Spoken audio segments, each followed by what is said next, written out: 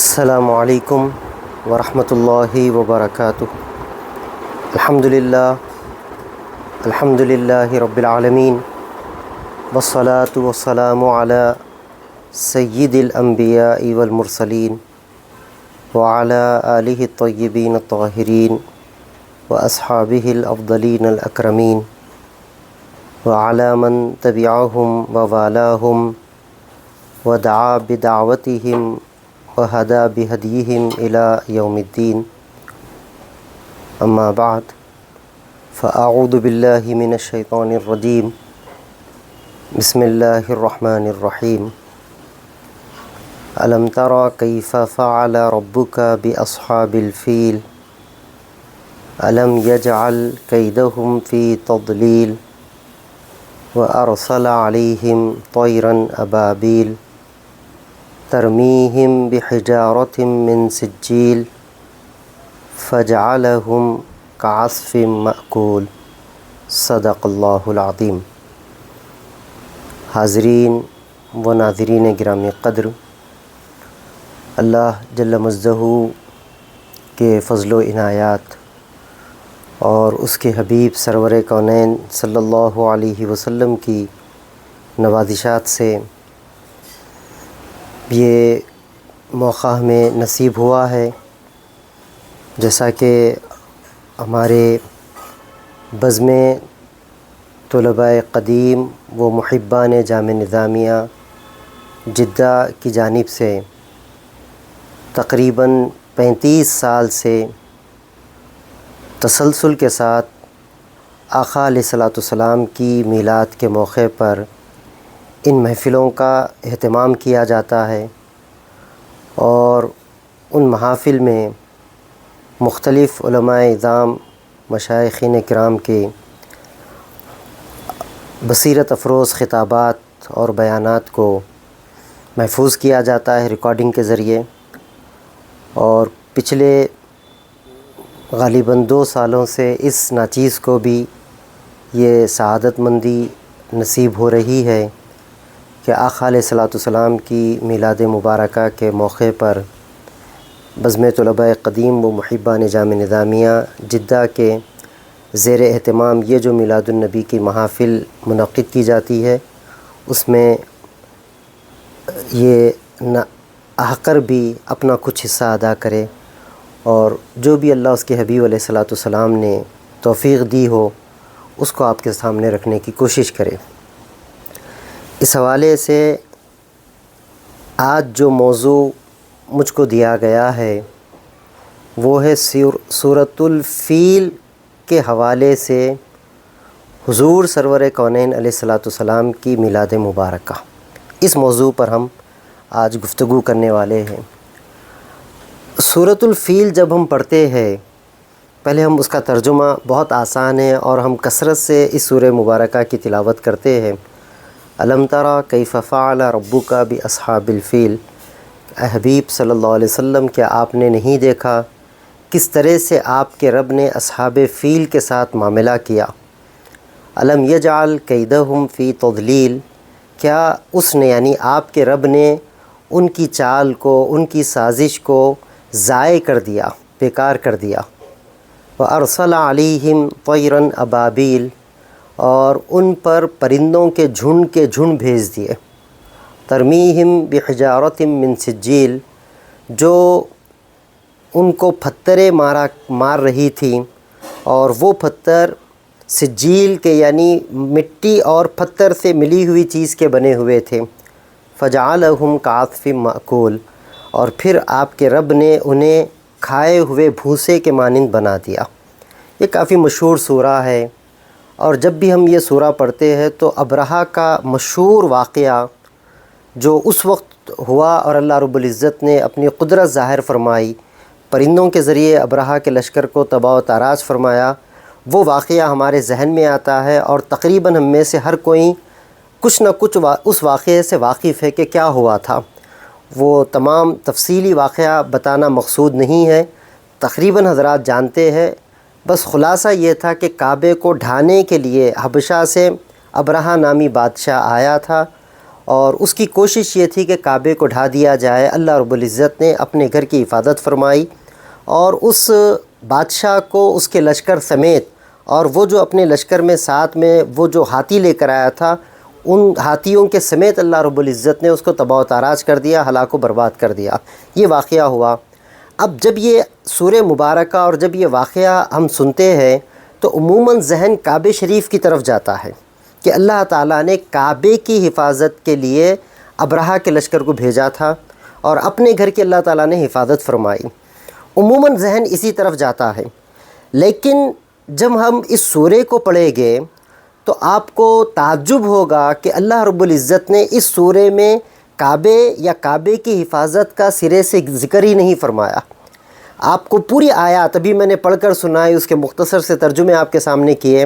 ان پوری آیات میں کہیں پر بھی کعبہ شریف کا ذکر ہی نہیں ہے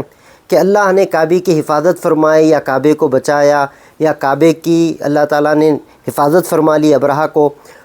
کہیں پر بھی پورے سورے میں ذکر نہیں ہے۔ ابتدا جو شروع ہوتی ہے اس سورے کی، الم تر کیف فعل ربک باصحاب الفیل، حبیب کیا آپ نے نہیں دیکھا، یعنی ذکر حضور سے ہو رہا ہے، اور آقا علیہ الصلوۃ والسلام کا جو ظاہری وجود ہے، وجود ظاہری آقا علیہ الصلوۃ والسلام کا، ابھی اس وقت حضور پاک علیہ الصلوۃ والسلام کی ولادت بامبارک ابھی نہیں ہوئی تھی، حضور ابھی اس دنیا میں تشریف بھی نہیں لائے تھے، اور یہ واقعہ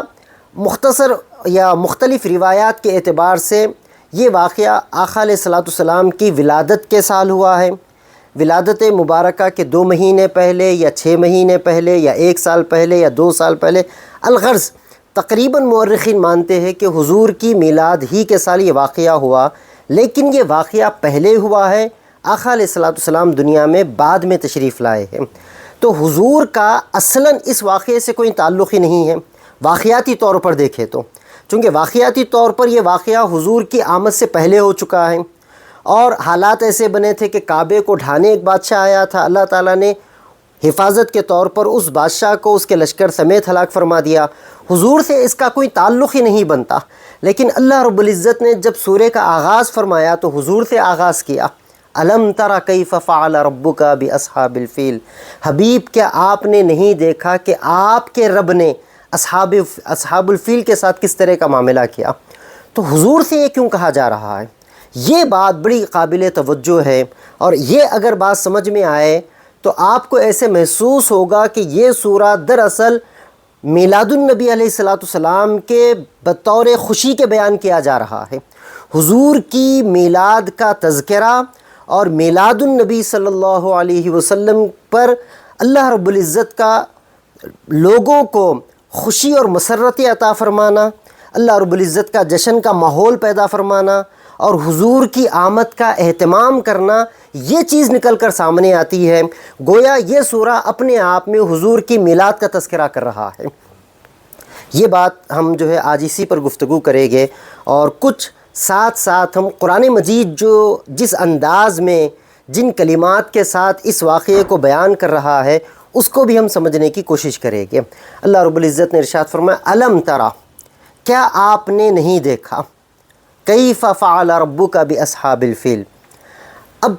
جیسے کہ ابھی ہم نے بات کی ہے کہ حضور پاک علیہ الصلوۃ والسلام ظاہری طور پر ابھی دنیا میں تشریف بھی نہیں لائے تھے، اور پھر اللہ رب العزت اس کے باوجود یہ پوچھ رہا ہے، الم ترا، کیا حبیب آپ نے نہیں دیکھا؟ تو یہ سوال کرنا کیا بتاتا ہے؟ کیوں اللہ رب العزت نے اس طرح سے سوال کیا کہ حبیب کیا آپ نے نہیں دیکھا؟ کس دیکھنے کی طرف توجہ دلائی جا رہی ہے؟ مفسرین اکرام کی اس میں 2 رائے ہیں۔ ایک رائے یہ ہے کہ یہاں پر رؤیت بصری کا استفہام کیا جا رہا ہے، یعنی اللہ رب العزت حضور سے پوچھ رہا ہے کہ محبوب کیا آپ نے نہیں دیکھا، اور اس سے ثابت ہوتا ہے کہ حضور نے دیکھا ہے، اس کو استفہام تقریری کہا جاتا ہے، مطلب یہ کہ یہ بتلایا جا رہا ہے کہ حبیب آپ نے تو دیکھا تھا کہ کس طرح آپ کے رب نے اصحاب الفیل کے ساتھ معاملہ کیا، تو حضور کی رؤیت کو، آقا علیہ الصلوۃ والسلام کے دیکھنے کو اللہ رب العزت ثابت کر رہا ہے۔ اس پر مفسرین اکرام بیان کرتے ہیں کہ یہ بات بعید نہیں ہے، چونکہ آقا علیہ الصلوۃ والسلام کا جسم مبارک، حضور کی آمد، حضور کی میلاد تو اگرچہ کہ 12 ربیع الاول کو اور اس واقعے کے بعد ہوئی ہے، لیکن جو نور محمدی صلی اللہ علیہ وسلم ہے، حضور کی حقیقت مبارکہ ہے، وہ تو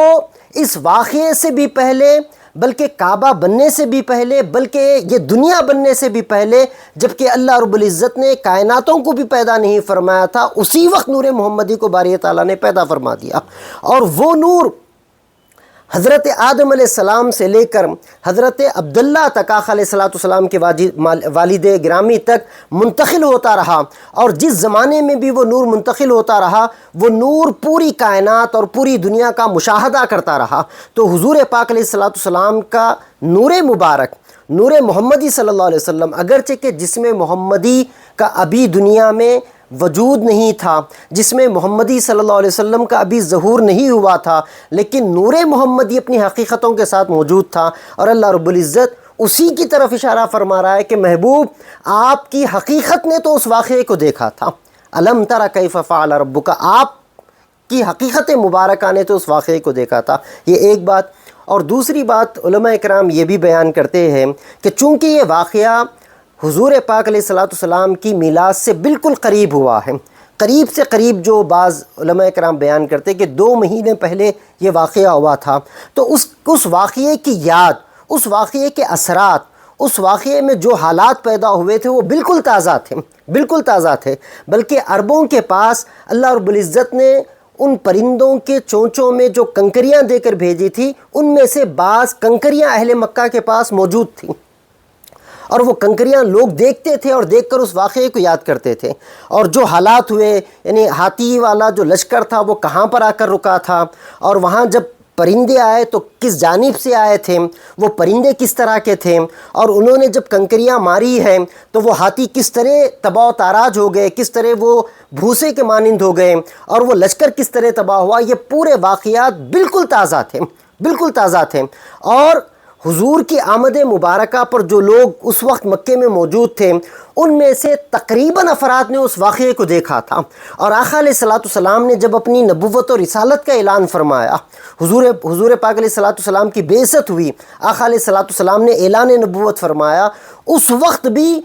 وہ جو واقعہ فیل ہے اس کے دیکھنے والے لوگ اس وقت بھی موجود تھے۔ تو یہ واقعہ اتنی کثرت اور اتنی شہرت کے ساتھ اس وقت تازہ تھا کہ گویا آقا علیہ السلام کا نہ دیکھنا بھی دیکھنے ہی کے برابر تھا۔ اس لیے باری تعالیٰ فرما رہا ہے الم تر کیف فعل حبیب، یعنی یہ واقعہ اتنا مشہور ہے کہ آپ نے اپنے جو اس وقت مکے میں لوگ ہیں، آپ کے آبا و اجداد ہیں، آپ کے والد ماجدہ ہے، آپ کے دادا ہے، آپ کے چچا ہے، اور جو اہل مکہ ہے، کہ آپ نے ان سے اس واقعے کی تحقیق نہیں کروا لی، کہ آپ نے نہیں دیکھا۔ گویا حضور کے علم کو باری تعالیٰ نے رویت سے تمثیل فرمائی اور رویت سے تعبیر فرمایا کہ گویا آپ کا علم آپ کی رویت ہی کی طرح ہے، اس واقعے کو آپ نے گویا کہ دیکھا ہے۔ یہ ایک بات۔ تو گویا حضور کی آمد سے پہلے ہی حضور کی رویت کو ثابت کیا جا رہا ہے۔ دوسری جو بات آگے باری تعالیٰ نے فرمائی کیف فعل ربک، یہ لفظ بھی کافی اہمیت رکھتا ہے۔ اللہ تعالیٰ نے یہ نہیں فرمایا کہ حبیب آپ نے کیا نہیں دیکھا کہ اللہ نے اصحاب الفیل کے ساتھ کیا کیا،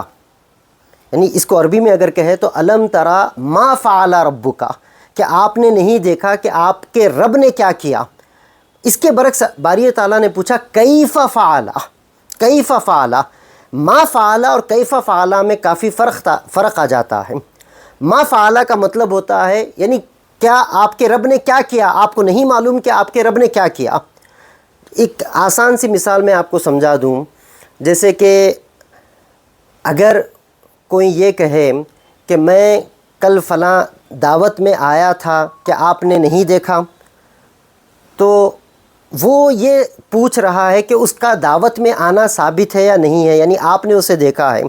لیکن اگر وہ یہ پوچھے کہ میں کس طرح دعوت میں آیا تھا، مطلب کون سی گاڑی میں بیٹھ کر آیا تھا، کس طرح کے کپڑے پہن کر آیا تھا، کتنے لوگوں کے ساتھ آیا تھا، تو جب وہ یہ اگر پوچھے گا کہ میں کس طرح آیا، کیسے میں دعوت میں آیا، کہ آپ نے دیکھا کہ میں کس طرح سے آیا تھا دعوت میں، تو پوچھنے والا وہ تمام کیفیات کو پوچھ رہا ہے کہ میں کس انداز میں دعوت میں آیا تھا، کس لباس کے ساتھ آیا تھا، کن لوگوں کے ساتھ آیا تھا، کس سواری پر آیا تھا، یعنی ایک ایک چیز جو اس دعوت میں اس نے کی تھی ان تمام چیزوں کے بارے میں پوچھ رہا ہے۔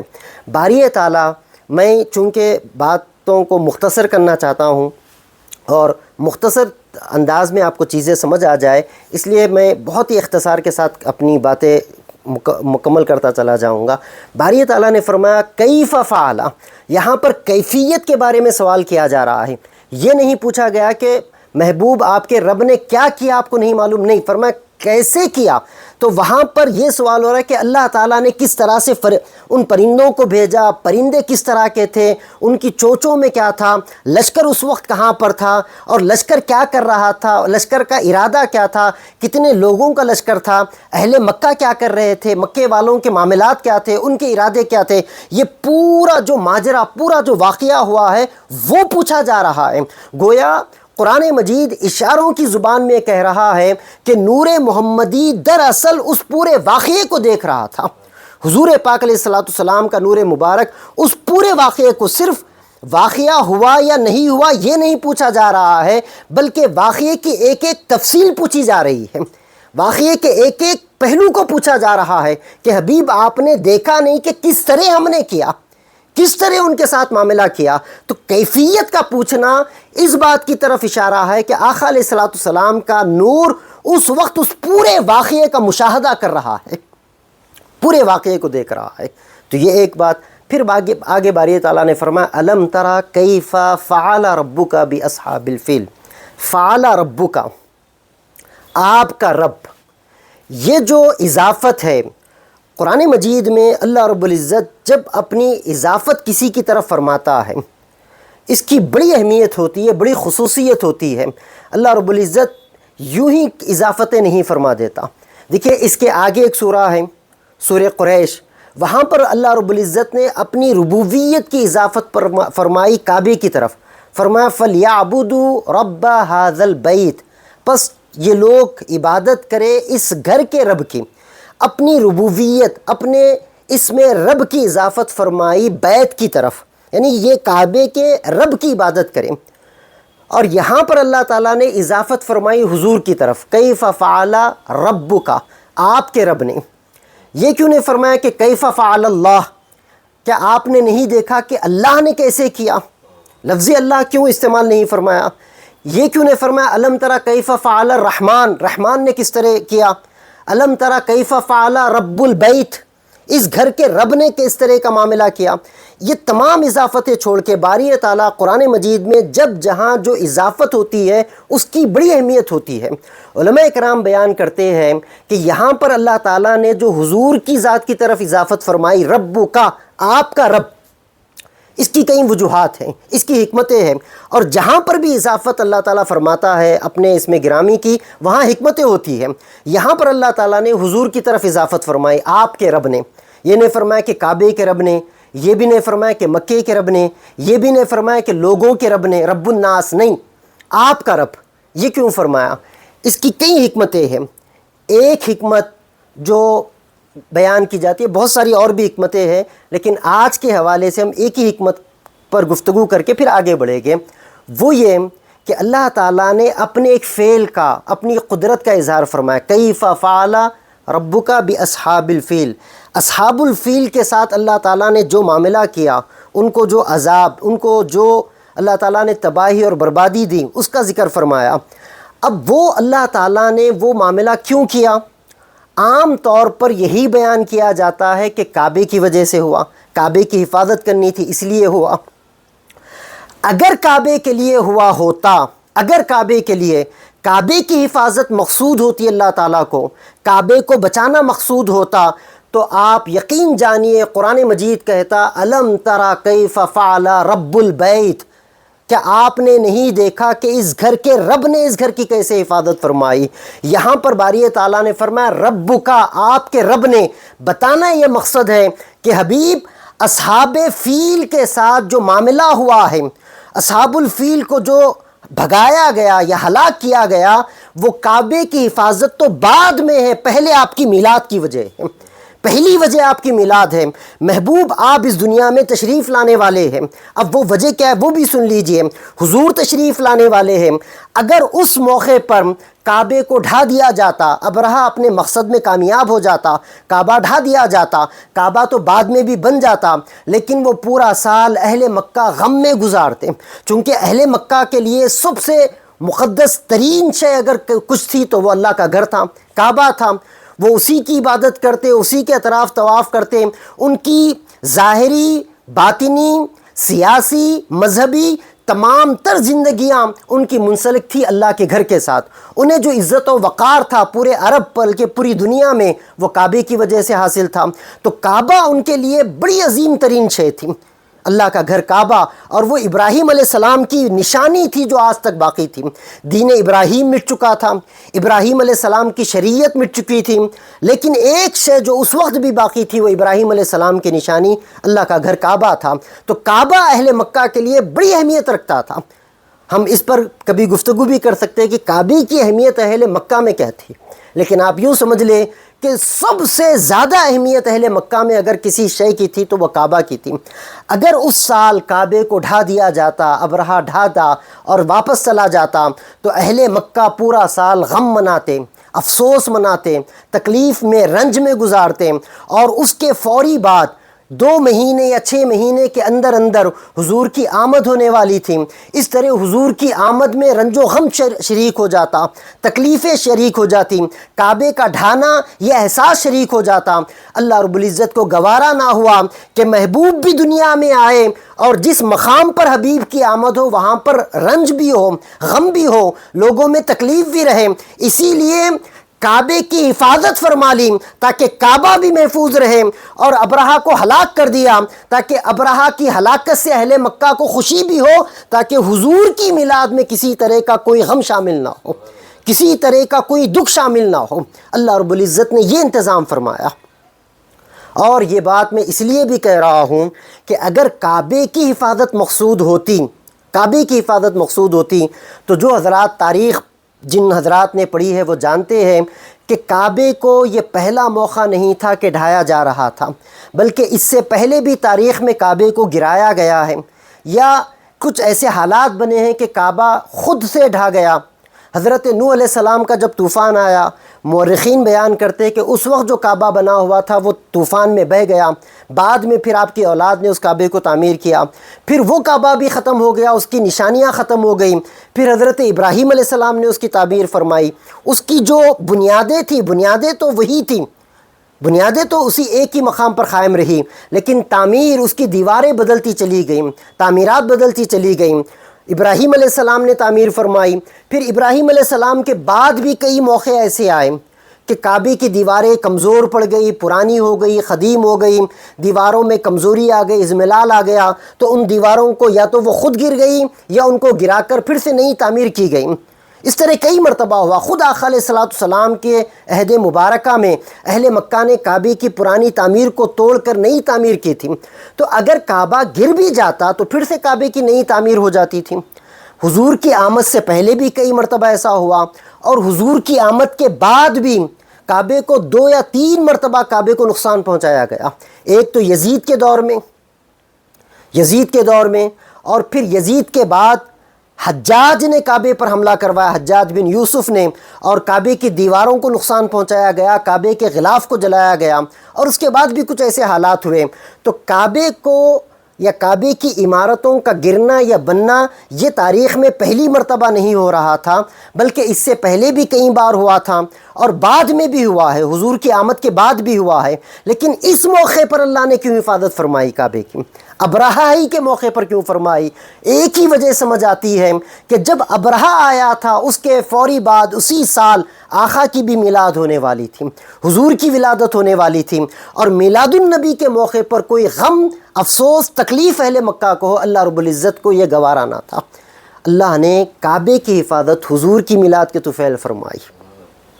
الم ترى کیف فعل ربک، اس لیے لفظ بھی استعمال فرمایا آپ کے رب نے، یعنی یہ جو جتنا معاملہ اللہ رب العزت نے کیا ہے، محبوب یہ آپ کے خاطر کیا ہے، یہ آپ کے لیے کیا ہے، چونکہ وہ رب آپ کا ہے تو اس نے جو ابرہہ کے ساتھ معاملہ کیا وہ کیا بھی آپ کے خاطر ہے، کعبے کے خاطر نہیں۔ وہ تاریخ میں ہوگا، لیکن قرآن پڑھو، قرآن تو حضور کی طرف نسبت کر رہا ہے کہ جو معاملہ ہوا ہے وہ حضور کی وجہ سے، حضور کے صدقے، حضور کے خاطر ہوا ہے۔ الم ترى کیف فعل ربک باصحاب الفیل، تو اصحاب الفیل کے ساتھ یہ معاملہ کیا۔ الم یجعل کیدہم فی تضلیل، کیا ان کی چال کو اللہ تعالیٰ نے ضائع نہیں کر دیا، گمراہی میں نہیں ڈال دیا، مطلب ضائع کر دیا۔ اب چال کہتے ہیں انسان کے اس خفیہ منصوبے کو جو وہ کسی کے سامنے ظاہر نہ کرے۔ جو شاید ظاہر کر کے کی جائے اس کو چال نہیں کہتے، سازش نہیں کہتے، اس کو قید نہیں کہتے۔ اب ابرہہ جو آیا تھا وہ کعبے کو ڈھانے کے لیے آیا تھا، اور وہ یہ علل اعلان کہہ رہا تھا، اندر چھپا کر نہیں آیا تھا۔ وہ تو 60,000 کا لشکر لے کر آیا تھا، اور اس میں ہاتھی لے کر آیا تھا، کئی ہاتھی تھے، روایات کے مختلف روایات ہے، لیکن زیادہ سے زیادہ جو تعداد ملتی ہے کہ 60 ہاتھی لے کر آیا تھا، اور بعض میں ہے کہ 1000 ہاتھی لے کر آیا تھا۔ تو وہ جتنے بھی ہاتھی لے کر آیا تھا اور جتنا بھی لشکر لے کر آیا تھا، اس نے تو علل اعلان یہ کہا تھا کہ میں کعبے کو ڈھانے کے لیے آ رہا ہوں۔ اس نے حضور کے دادا جد امجد حضرت عبد المطلب سے جب گفتگو بھی ہوئی تھی، اس وقت بھی اس نے یہی کہا تھا کہ میں کعبے کو ڈھانا چاہتا ہوں، اور آپ لوگ میرا راستہ چھوڑ دیجئے، اگر آپ میں سے کوئی مقابلے کے لیے نہیں آئے گا تو میں کسی کو نہیں ماروں گا۔ میرا مقصد آپ میں سے کسی کو مارنا، کسی کو قتل کرنا نہیں، میرا مقصد صرف کعبے کو ڈھانا ہے۔ تو کعبے کو ڈھانا تو اس کا ظاہر مقصد ہے، اعلان ہے۔ چال کس کو قرآن کہہ رہا ہے؟ الم یجعل کیدہم، کیا اس کی چال کو اللہ نے ضائع نہیں کر دیا؟ چال کیا تھی؟ خفیہ منصوبہ کیا تھا؟ ظاہر ایک بات تو یہ تھی کہ وہ کعبے کو ڈھانے آیا تھا، اندر یہ تھا کہ وہ اہل مکہ کے، قریش کے مقام و مرتبے کو ختم کر دینا چاہتا تھا۔ چونکہ کعبہ ختم ہو جائے گا تو قریش کا مقام و مرتبہ ختم ہو جائے گا، عربوں میں ان کو جو سیادت حاصل ہے، جو سرداری حاصل ہے، جو ان کو فضیلت حاصل ہے، وہ ختم ہو جائے گی، اور اس طرح قریش کمزور ہو جائے گے، ایک محکوم بن کر رہ جائے گے۔ عربوں میں جو ان کا مقام و مرتبہ ہے وہ ختم ہو جائے گا، چونکہ انہیں جو کچھ حاصل تھا وہ کعبے کی وجہ سے تھا۔ کعبے کو گرانا ظاہر تھا، مقصد یہ تھا کہ قریش کو کمزور کیا جائے، قریش کے عزت و مقام پر حملہ کیا جائے، ان کو زمانے میں رسوا کیا جائے، ذلیل کیا جائے، انہیں جو اہمیت حاصل ہے اس کو ختم کر دیا جائے۔ یہ پیچھے کی چال تھی ابرہہ کی۔ اور اگر قریش کو ذلیل کر دیا جاتا، رسوا کر دیا جاتا، تو اسی قریش میں تو حضور کی آمد ہونے والی تھی، اسی قریش کے خاندان بنو ہاشم میں حضور کی میلاد ہونے والی تھی۔ قریش رسوا ہوتے، ذلیل ہوتے، تو قریش کے پورے قبیلے رسوا ہوتے، پورے خاندان رسوا ہوتے، کمزور ہوتے، اور باری تعالیٰ کو یہ بھی گوارا نہ ہوا کہ ایک کمزور، ایک رسوا اور ذلیل قبیلے میں حضور کی آمد ہو۔ ابرہہ چاہتا تھا کہ حضور کے خاندان، حضور کے قبیلے کو رسوا کرے، ذلیل کرے۔ فرمایا الم یجعل کیدہم فی تضلیل، کیا آپ کے رب نے اس کی چال کو ضائع اور تباہ نہیں کر دیا؟ آپ کے خاطر آپ کے پورے قبیلے کی حفاظت فرما لی، حضور کے خاطر پورے قبیلے قریش کی عزت و آبرو کی حفاظت فرمائی، ان کے مقام و مرتبے کی حفاظت فرمائی۔ وَأَرْسَلَ عَلَيْهِمْ طَيْرًا أَبَابِيلَ، اور چونکہ ہمارا یہ جو آج کا جو موضوع ہے وہ صرف حضور کی میلاد ہے، تو ہم ان آیات مبارکہ میں جو میلاد کا پہلو نکلتا ہے میں اسی پر گفتگو کر رہا ہوں۔ اور بھی اس کے مختلف معانی اور مفاہیم ہیں، ہم اس کا انکار نہیں کرتے، وہ بھی اپنی جگہ درست ہے۔ ہم جس پہلو کی طرف، جن گوشوں کی طرف گفتگو کر رہے ہیں وہ پورے کلیتاً آقا علیہ الصلوۃ والسلام کی میلاد ہی سے متعلق ہو گئے۔ تیسری جو آیت مبارکہ ہے، باری تعالیٰ نے فرمایا وَأَرْسَلَ عَلَيْهِمْ طَيْرًا أَبَابِيلَ، کیا آپ کے رب نے ان ہاتھی والوں پر پرندوں کو نہیں بھیجا؟ یعنی اس نے پرندوں کو بھیجا اور پرندوں کے ذریعے ان کو ہلاک کیا گیا۔ اگر آپ قرآن مجید کا مطالعہ کریں گے اور قرآن مجید کو دیکھیں گے، غور کریں گے، تو اللہ رب العزت نے یہ جو عذاب بھیجا تھا پرندوں کے ذریعے، باری تعالیٰ نے یہ تاریخ انسانی میں پہلی مرتبہ ایسا ہوا تھا کہ اس طرح کا عذاب آیا۔ اس سے پہلے جتنے عذاب آئے تھے مختلف قوموں کو، قوم عاد کو، قوم ثمود کو، قوم لوط کو، جتنی قوموں پر اللہ تعالیٰ نے عذاب نازل فرمایا، وہ عذاب جو آتا تھا، آپ قرآن مجید کو اٹھا کر دیکھیں، یا تو طوفان آ گیا اور طوفان میں جتنے لوگ تھے وہ سب بہہ گئے، یا تو آسمان سے آگ کی بارش ہو گئی، یا زلزلے آ گئے اور زلزلوں میں پوری زمین دھسا دی گئی، لوگوں کو تباہ و تاراج کر دیا گیا، یا پھر آگ برسائی گئی یا زمین کو الٹا دیا گیا۔ زمین کو اوپر سے نیچے کر دیا گیا، اس طرح کے عذاب آئے۔ فرعون کو بھی پوری اس کے لشکر کے ساتھ باری تعالیٰ نے سمندر میں غرق کر دیا۔ تو جتنے عذاب آئے آپ دیکھیں گے کہ عمومی عذاب تھے۔ یہ جو عذاب آیا ہے اللہ تعالیٰ نے پرندوں کو بھیجا، اور پرندوں کو کنکریاں دے کر بھیجی، حکم دے کر بھیجا کہ یہ کنکری فلاں فلاں پر ڈالنا ہے، اور جس کا نام کنکری پر لکھا ہوا تھا وہ پرندے جاتے اور اسی پر ڈالتے۔ ایسا کیوں ہوا؟ اس کی کیا حکمت ہے؟ دیکھیں پہلے جو عذاب آتے تھے، آپ 2-3 عذاب لے لے، جیسے حضرت نوح علیہ السلام کے زمانے میں طوفان آیا، تو جب وہ طوفان آیا ہوگا تو طوفان میں جو منکرین تھے، جو گناہگار تھے، جو کافر تھے، جو مشرکین تھے، وہ تو غرق ہوئے ہی ہوگے، لیکن ساتھ میں ان کے جو مکانات تھے وہ بھی تو تباہ ہوئے ہوگے، وہ بھی تو ڈوب گئے ہوگے۔ اگر کسی کے پاس جانور تھے، مویشی تھے، تو وہ بھی غرق ہو گئے ہوگے۔ کسی کے کھیت تھے، باغات تھے، درخت تھے، تو وہ بھی پانی میں غرق ہو گئے۔ یعنی جب عذاب آئے گا اور طوفان آئے گا تو طوفان یہ تھوڑی دیکھے گا کہ فلاں کافر ہے تو اسی کو ڈبانا ہے، طوفان تو سب کو ایک ساتھ لے کر چلا جائے گا، سب ڈوب جائے گے۔ خود حضرت نوح علیہ السلام نے ارشاد فرمایا کہ آج کے دور، آج کے دن اللہ کے عذاب سے کوئی نہیں بچا سکتا سوائے جس پر اللہ تعالیٰ رحم فرمائے، تو سب ڈوب گئے۔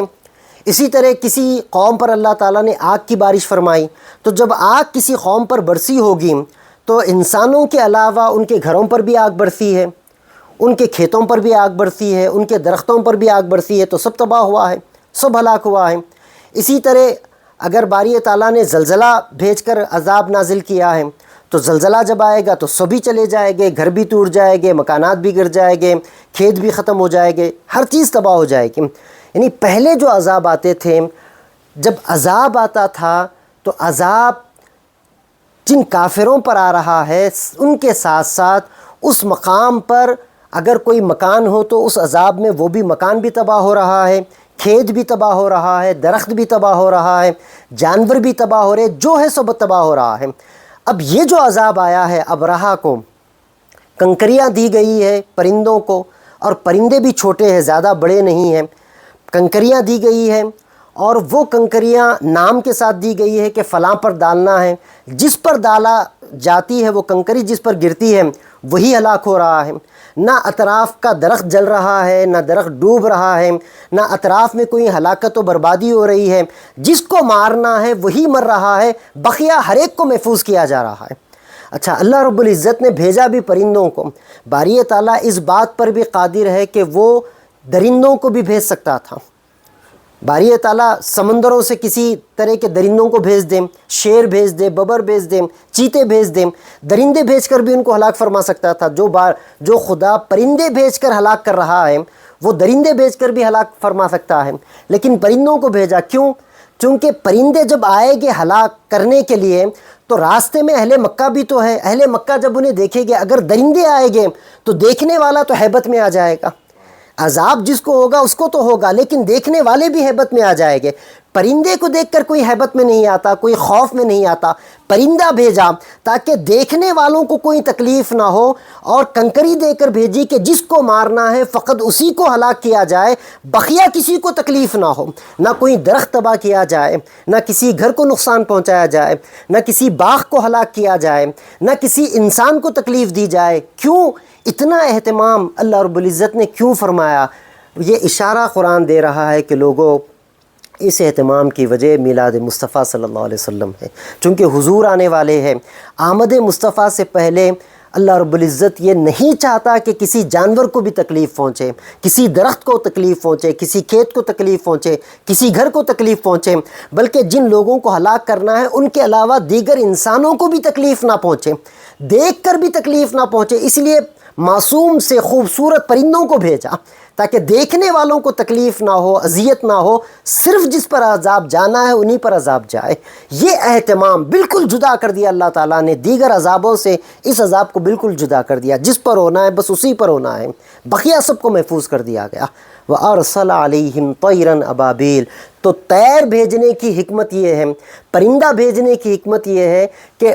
جس پر عذاب ہو اس کے علاوہ کسی کو تکلیف نہ ہو۔ دور سے اگر آپ پرندوں کے جھنڈ کو دیکھیں گے تو ایک راحت محسوس ہوتی ہے، خوشی محسوس ہوتی ہے، تو دیکھنے والوں کو خوشی ہو، عذاب جس کو ملنا ہے اسی کو ملے، چونکہ میلاد مصطفیٰ کا موقع ہے، حضور آنے والے ہیں۔ آقا علیہ الصلوۃ والسلام اس وقت اپنے والد ماجدہ کے بطن مبارک میں تشریف لا چکے ہیں، حضور دیکھ رہے ہیں، تو حضور موجود بھی ہو۔ وما کان اللہ لیعذبہم وانت فیہم، باری تعالیٰ کا وعدہ ہے کہ محبوب مجھے اپنی عزت و جلال کی قسم کہ میں کبھی اس قوم کو عذاب میں مبتلا نہیں کروں گا جس میں آپ تشریف فرما ہو، آپ موجود ہو، آپ بھی رہے اور عذاب بھی آئے، یہ نہیں ہو سکتا۔ محبوب آ چکے تھے، حضور بالکل قریب تھے آنا، حضور کا میلاد قریب تھی۔ اللہ رب العزت نے بس جو کعبے کو ڈھانے آ رہا تھا انہی کو ہلاک کیا، دوسرا سب کو محفوظ فرما دیا۔ وَأَرْسَلَ عَلَيْهِمْ طَيْرًا أَبَابِيلَ ترمیہم بحجارۃ من سجیل، بس وہ پھینک بھی رہے تھے تو ناموں کے ساتھ، پورے ریکارڈ کے ساتھ کہ فلاں پر ڈالنا ہے۔ فجعلہم کعصف مأکول، اور پھر اللہ تعالیٰ نے ان کو کعصف مأکول بنا دیا، کھائے ہوئے بھوسے کی طرح۔ اب یہ جو کھایا ہوا بھوسا، اس میں بھی دیکھیے، جیسے کہ میں نے پہلے بھی کہا ہے، ہم یہ تمام آیات کا جو پہلو ہے میلاد کی طرف، اسی پر ہم گفتگو کریں گے۔ فجعلہم کعصف مأکول، کھایا ہوا بھوسا، کیوں کھائے ہوئے بھوسے کی مانند کیوں بنایا؟ اور کچھ کیوں نہیں بنا دیا؟ جلی ہوئی چیز کی طرح کیوں نہیں بنا دیا؟ دیکھیے کتنا اللہ تعالیٰ نے اپنے محبوب کی آمد کا اہتمام کیا ہے کہ جب عذاب بھی دیا ہے تو جن پر عذاب ہوا ہے ان کو کھائے ہوئے بھوسے کے مانند بنا دیا گیا۔ آپ کبھی جائے اور جانور کسی بھوسے کو کھائے، یا کعصف معقول کا ایک ترجمہ یہ بھی کیا جاتا ہے کھائے جانے والا بھوسا، تو وہ جو بھوسا ہوتا ہے درختوں کا یا پھلوں کا، وہ جو چھلکے ہوتے ہیں، آپ ان چھلکوں کو دیکھیں، نہ آپ کو کراہیت ہوگی، نہ دیکھنے سے آپ کو تکلیف ہوگی۔ اگر اس کے برعکس جن کو اللہ تعالیٰ نے اس موقع پر ابرہہ کے لشکر کو ہلاک کیا، اگر وہ ہلاک ہو کر ان کی لاشیں پڑی رہتی تو کیا ہوتا؟ لاشیں دیکھ کر بھی تو آدمی کو تکلیف ہوتی ہے، لاش دیکھ کر تکلیف ہوتی ہے۔ لاش ہوگی تو ممکن ہے کہ کسی کی لاش سے خون بہہ رہا ہوگا، کسی کے ہاتھ کٹے ہوئے ہوگے، کسی کے پیر کٹے ہوئے ہوگے، اور لاش اگر زیادہ دیر رہ جائے تو وہاں سے بدبو نکلے گی، بدبو پھیلے گی، گدھ آ جائے گے، مردار خور جانور آ جائے گے ان لاشوں کو کھانے کے لیے۔ تو جو اہل مکہ ہوگے انہیں اگر یہ منظر وہ دیکھیں گے، ہلاک ہونے والوں کی لاشوں کو اگر وہ دیکھتے تو یہ تکلیف کا باعث تھا، ان کی بدبو سنتے تو یہ بھی تکلیف کا باعث تھا، ان پر اگر وہ مردار جانوروں کو کھڑا ہوا دیکھتے تو یہ بھی تکلیف کا باعث تھا۔ یہ بھی ممکن تھا کہ اللہ رب العزت جلا دیں، ان کے جسموں کو جلا دیں، تو جلا ہوا جسم بھی دیکھنے والے کو تکلیف پہنچاتا ہے۔ اگر آپ کسی جلے ہوئے کو دیکھیں، کسی کا جلا ہوا جسم پڑا ہوا ہو، یہ بھی تکلیف پہنچاتا ہے۔ اللہ تعالیٰ نے کتنا اہتمام کیا کہ عذاب بھی دیا، ہلاک بھی کیا، مگر صرف ہلاکت پر چھوڑا نہیں، بلکہ ہلاک کرنے کے بعد فرمایا کعصف معقول، بھوسے کے مانند بنا دیا، تاکہ کسی دیکھنے والے کو بھی تکلیف نہ ہو، سونگنے والے کو بھی تکلیف نہ ہو، نہ ان سے بدبو آئے، نہ ان کے منظر میں کوئی قباحت ہو، نہ کراہیت ہو، نہ ہیبت ہو، نہ بے چینی ہو، نہ اضطراب ہو، دیکھنے والے کو کوئی تکلیف نہ ہو۔ کیوں؟ چونکہ قریب میں میرے محبوب کی آمد ہونے والی ہے، اب کچھ عرصہ رہ گیا ہے، مہینے 2 مہینے ہیں، میرا مصطفیٰ آنے والا ہے، اور محبوب کی آمد پر کسی کو اتنی بھی تکلیف پہنچے کہ کسی کی لاش کو دیکھ کر کراہیت محسوس ہو، باری تعالیٰ نے یہ بھی پسند نہیں فرمایا۔ ہلاک بھی کیا تو کعصف معقول بنا دیا، بھوسے کے مانند کر دیا، کہ بھوسے کو دیکھنے سے یعنی کسی بھی پھل کے چھلکے کو دیکھنے سے یا درخت کے سوکھے ہوئے ٹکڑوں کو دیکھنے سے، اس کے پتوں کو دیکھنے سے آپ کو کوئی کراہیت نہیں ہوتی۔ ہلاک بھی کیا، کراہیت بھی ختم فرما دی، بدبو بھی ختم فرما دی۔ کیوں؟ یہ حضور کی آمد کا موقع ہے۔ یہی ایک مقصد ہے کہ اللہ تعالیٰ نے اتنے اہتمامات فرمائے، گویا آپ یوں سمجھے کہ گویا میلاد مصطفیٰ کا تذکرہ اور اس کا جشن منایا جا رہا ہے۔ اور جو میلاد سے روکنے کے لیے آئے تھے، اگر ابرہہ کامیاب ہوتا تو حضور کی میلاد کی وہ خوشیاں نہ ہوتی جو ہونی چاہیے تھیں۔ جو میلاد سے روکنے آیا تھا، اللہ تعالیٰ نے فقط اسی کو ہلاک فرما دیا، اسی کو تباہ و تاراج کر دیا، ہلاک کر دیا۔ اور علماء کرام یہ بھی بیان کرتے ہیں کہ باری تعالیٰ نے اتنا اہتمام کیا کہ اس سال اہل مکہ میں جتنے گھروں میں اولاد ہوئی سب کو نرینہ بچے عطا فرمائے، بیٹے عطا فرمائے، کسی کے گھر میں بیٹی نہ ہوئی۔ اس کا مطلب یہ نہیں کہ بیٹی کا ہونا غلط ہے، نہیں، ایسا نہیں تھا، لیکن چونکہ اہل مکہ میں کچھ قبائل ایسے تھے جو بیٹیوں کے بچیوں کے پیدا ہونے پر دفن کر دیتے تھے، اور بچیوں کے دفن ہونا اس بچی کے لیے بھی تکلیف کا باعث ہے، اس کے لیے بھی عذاب کا باعث ہے، اس کی ماں کے لیے بھی تکلیف کا باعث ہے، اس کے اور اہل خانوادے کے لیے، خاندان کے لیے بھی تکلیف کا باعث ہے۔ بچی پیدا ہوگی تو جس خاندان میں، جس گھرانے میں بچی پیدا ہوگی وہ پورا گھرانہ تکلیف جھیلے گا۔ اللہ رب العزت نے اس تکلیف کے سبب ہی کو ختم فرما دیا۔ جس کو بھی اولاد دی بیٹے عطا فرمائے، بیٹے عطا فرمائے، چونکہ جس سال میرا محبوب تشریف لا رہا ہے اس سال غلطی سے بھی کوئی تکلیف میں نہ رہے، کوئی مصیبت میں نہ رہے، کوئی رنج و علم کے عالم میں نہ رہے۔ یہ موقع اللہ رب العزت نے حضور کی آمد مبارک کا یہ ماحول پیدا فرمایا، سورہ فیل میں اس کا ذکر فرمایا، اور اشارہ اس امر کی طرف دیا کہ جب میں نے اپنے حبیب کی آمد کا یہ اہتمام کیا ہے تو پھر تم بھی میرے مصطفیٰ کی آمد پر اہتمام کرو، خوشیاں مناؤ، مسرتوں کا اظہار کرو، اور میرے حبیب کی آمد پر جو بہتر سے بہتر عمل ہو سکتا ہے اس کا اہتمام کرو۔ اللہ رب العزت آپ کو اور مجھ کو، ہم سب کو آقا علیہ الصلوۃ والسلام کی میلاد منانے کی توفیق عطا فرمائے، سعادت مندیاں عطا فرمائے۔ جو بھی فرحت، مسرت، خوشی کے اسباب ہے باری تعالیٰ ہم کو پیدا کرنے کے اسباب ہم کو توفیق عطا فرمائے، اور جو غیر شرعی معاملات ہے اللہ رب العزت تمام ملت اسلامیہ کی ان چیزوں سے حفاظت فرمائے جو غیر شرعی ہے، جس سے اللہ اور اس کے حبیب علیہ الصلوۃ والسلام نے خود ہی منع فرما دیا ہے، خود ہی روک دیا ہے۔ بس ہم ان کاموں سے رک جائیں۔ اس کے علاوہ جو خوشی کا سامان بن سکتا ہے، جو مسرت کا سبب بن سکتا ہے، اللہ رب العزت تمام ملت اسلامیہ کو حضور کی میلاد منانے، اس کے مقام و مرتبے کو سمجھنے کی توفیق عطا فرمائے۔ وما علینا الا البلاغ وآخر دعوانا ان الحمد للہ رب العالمین۔